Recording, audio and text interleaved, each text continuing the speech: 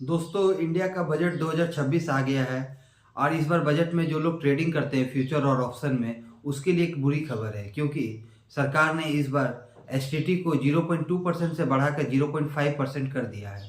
इससे अब ट्रेडिंग में उनकी लागत ज़्यादा बढ़ेगी और उनका प्रॉफिट घटेगा। और इस बार सरकार ने मिडिल क्लास के लिए टैक्स में कोई बहुत बड़ा रिलीफ नहीं दिया है, लेकिन इस बार सरकार ने जो बजट दिया है उसमें उन्होंने अपना 10 से 15 साल का प्लान बताया है और इंडिया को एक मजबूत कंट्री बनाने के लिए पॉलिसी लेकर आई है। तो सबसे पहले आज हम लोग जानेंगे इस पॉलिसी में खास क्या क्या चीज़ है। तो सबसे पहला चीज़, इस बार इंडिया में जो इंफ्रास्ट्रक्चर पे काम किया जाएगा, इंडिया में लॉजिस्टिक को वर्ल्ड क्लास बनाना इस बार सरकार का मेन मोटिव है। और इंडिया को मैन्युफैक्चरिंग हब बनाने के लिए सरकार ने जो जो प्रयास होता है सारा प्रयास कर रही है।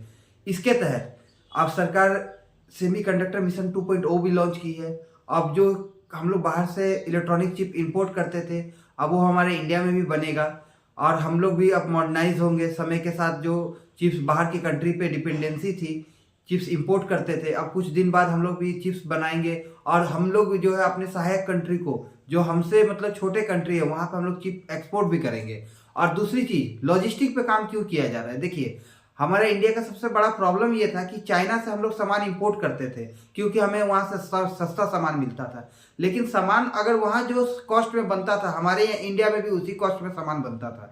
लेकिन इंडिया में जो सामान बनता है, एक जगह से दूसरे जगह ले जाने में बहुत ज़्यादा ट्रांसपोर्ट में पैसा खर्च होता है और लगभग ये हमारा कॉस्ट 30 से 40% बढ़ा देता है।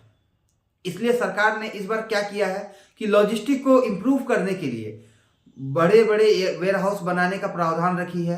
वाटर वे को डेवलप किया जाएगा। वाटर वे मतलब नदी के द्वारा जो है सामान को एक जगह से दूसरे जगह लेके जाया जाएगा। इससे क्या होता है कि पानी में जो ट्रांसपोर्ट होता है वो सबसे सस्ता ट्रांसपोर्ट माना जाता है।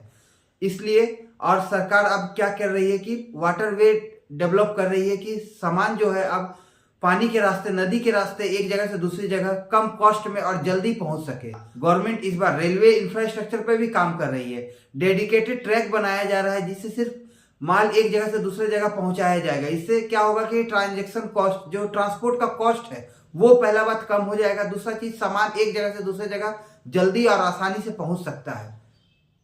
और ये सब होने से फायदा किसको होगा? सबसे ज्यादा इस चीज को होने से, ट्रांसपोर्ट इंप्रूव होने से सबसे ज्यादा फायदा स्टील सेक्टर को, सीमेंट सेक्टर को और कहीं ना कहीं इंडियन कंज्यूमर को, जो रोजमर्रा के सामान हम लोग यूज करते हैं उसका कॉस्ट कम होगा।